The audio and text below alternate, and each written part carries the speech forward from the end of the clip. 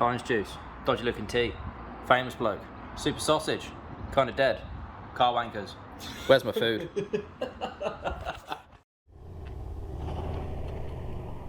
Oh, very nice. Misty's gone wrong again.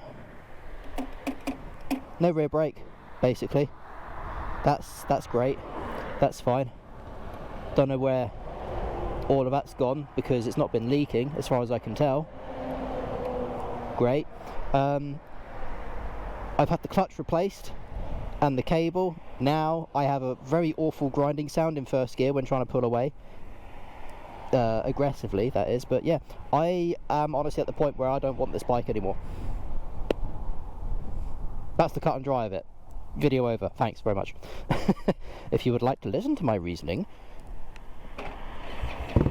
stay tuned. Now, don't get me wrong, I do enjoy this bike. However, my patience with the reliability has pretty much reached its end, and I honestly don't think this is a bike that I want to keep anymore. Right off the bat, just over that bridge there's a few little bumps and already I'm being jumped out the seat and so on and so forth. The suspension is awful and I'm not willing to spend X amount of hundreds of pounds to change the rear shocks. I'm not doing it. As far as I'm concerned, that should already be on the bike. I despise the fact that this bike only has one front brake disc. Silly. I have no rear brake, basically. I would like a dual front brake disc to at least compensate for that right now, but you know, in general, I strongly believe that a big cruiser like this, big, I know, should have dual front brake disc. Cool. The ABS, the rear sensor's gone twice, the front sensor's gone once. Maybe there's something wrong with the actual ABS system itself. I don't know. You know, it's just, this bike I have taken, as far as I know, all due care and attention to clean it properly, to make sure that moisture has been blasted out of anywhere it needs to be blasted out of. It has been, you know, religiously cleaned, shined, looked after.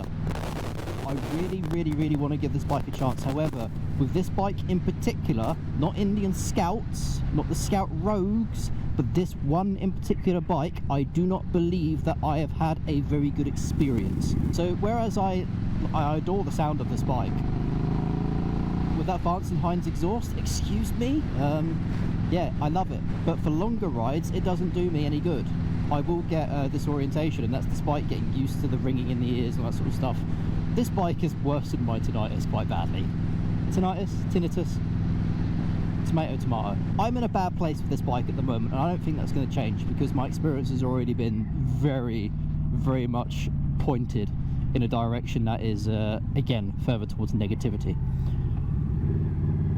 The main reason I got this bike was because I wanted an upgrade from my Vulcan S Jelly Bean, and there was no other bike on the market that I felt at the time that could match the sportier sort of performance of it.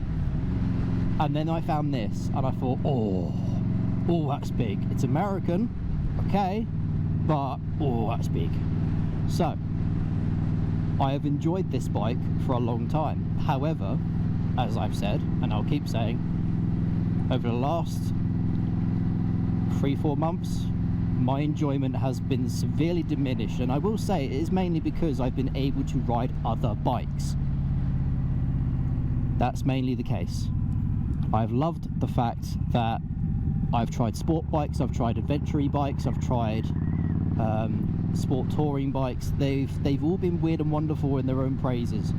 You know, the FTR, I wouldn't even know how to explain that because it's a V-twin sport bike kind of thing. Sounds like a tractor. So I don't know, it's been really fun. But when I jumped from the V-Strom 1050 back onto this, I felt, wow, this feels like a toy. Don't get me wrong, the power, the presence, it's all still there, but because I can't accelerate sharply in first gear, because I have these issues again, that diminishes the enjoyment quite severely for me. So I'm back at square one, where I've now got to baby this bike, which has 100 horsepower.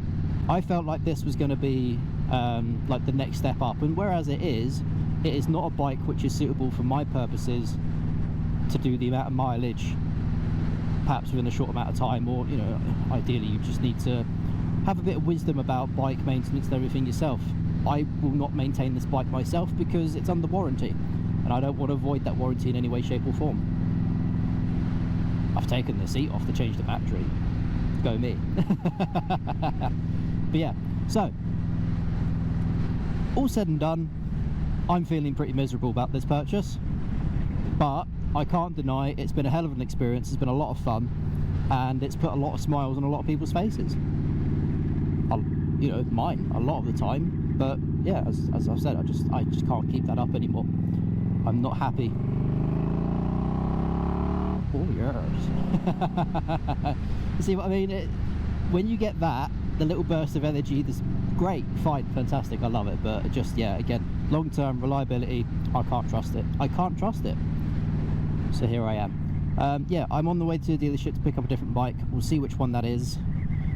But honestly, I'm looking forward to it, which is weird. I'm looking forward to giving my bike back to the mechanic so I can ride a different bike. Amazing. Amazing. Ah.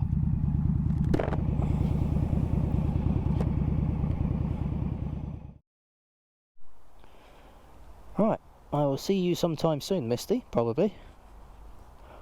Hopefully.